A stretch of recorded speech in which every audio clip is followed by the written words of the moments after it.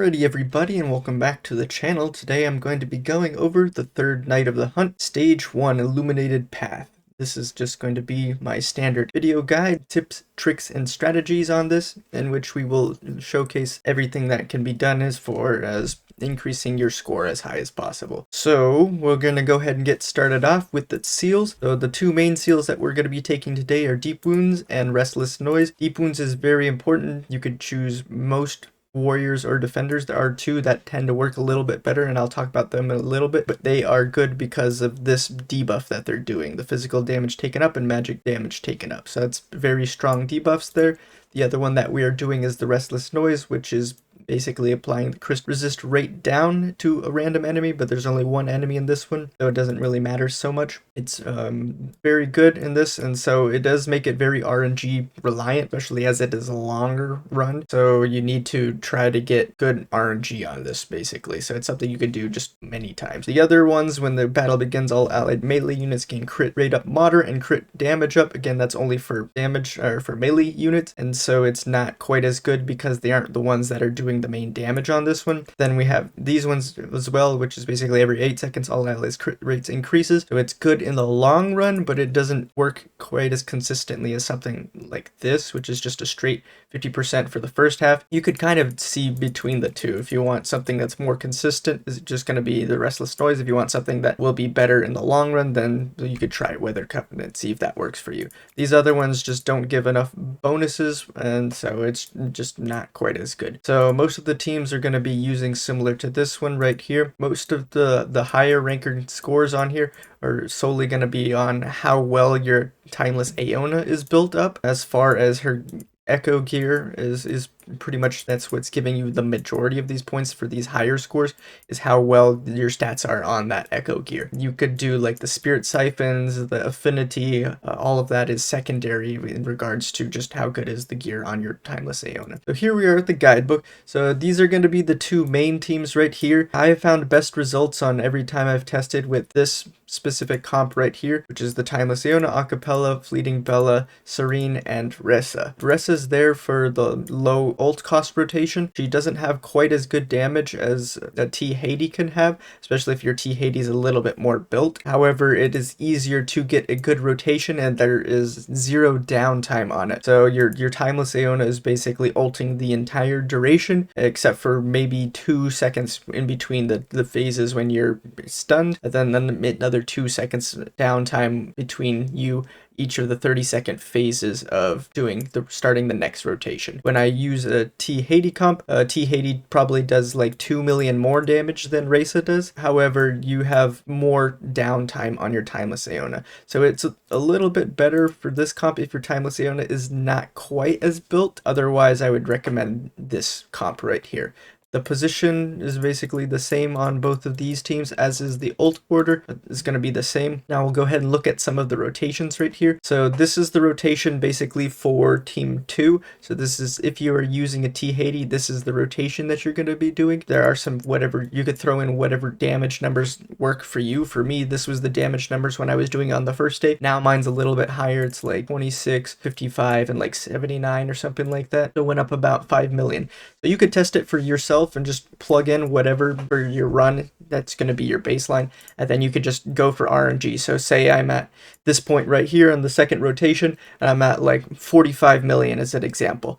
Then I could just look at it and be like, okay, I'm at 45 million, my expected is 50 million, I could just quit the run and try it again. Or if I'm going for the third one, say my goal is to get 74 million as a baseline, and I'm at like 65 million or something like that, I'm like, okay, I could probably quit out because I'm not going to get a higher score type of a thing. But if I'm at like 79 instead of my 74, I'm like, all right, I should probably go to the end kind of a thing. So you could use that as a baseline. Only the first rotation is going to be different than the last rotation. Basically, it's important rotation timing because the boss will do this map-wide stun every 30 seconds, and then with Timeless Aeona especially, she has about a second to a second and a half on her downtime between when she ults until when her ult actually starts doing the second part of her ult. So if you use her ult within the first second before the boss is going to do the stun every 30 seconds, she is going to get stunned, but her ult animation is still going to be progressing. So basically, as soon as she gets out of the stun, on, then she's going to just instantly be ulting. So typically you want to do that at about 1 second prior, and then if you are able to not get it, then it's a little bit, that's okay.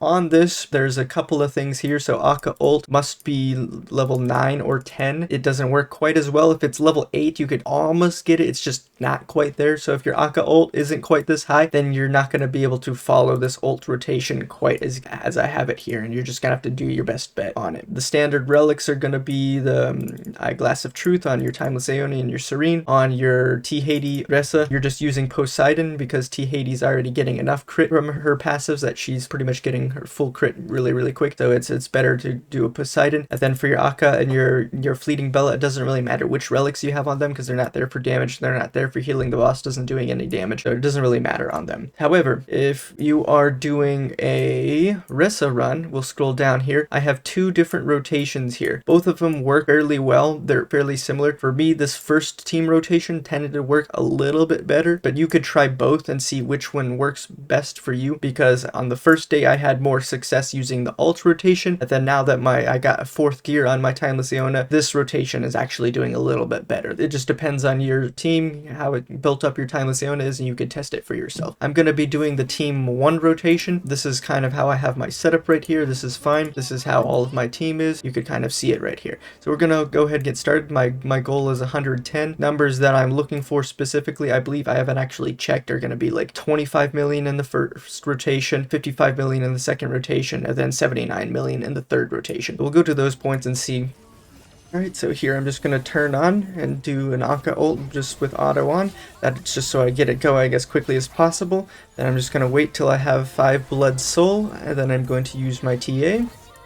Then we're just going to wait and get my Fleeting Bella on her. Okay, now we're just going to do the rotation, which is going to be an Akka Serene, and then a TA.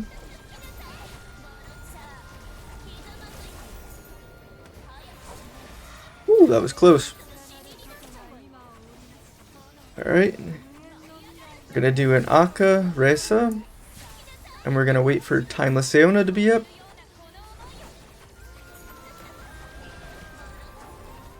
Okay, there we go. Now we're going to do a Fleeting Bella into an Akka.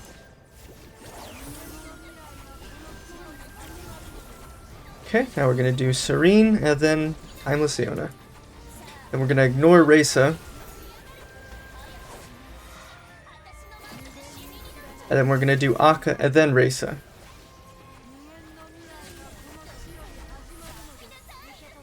Now we're going to wait for Timeless Aeona to be up.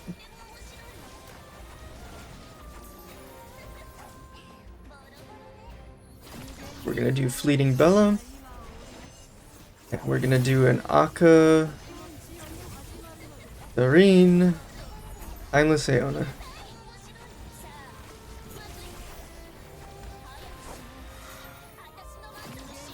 Okay, now we're just going to do the same thing.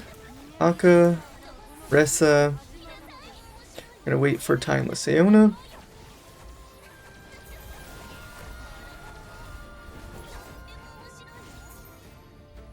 We're going to do Fleeting Bella. And this time we're just going to do Serene, Ressa. We're going to do Akka. And then that'll be it. Alright, there you have it.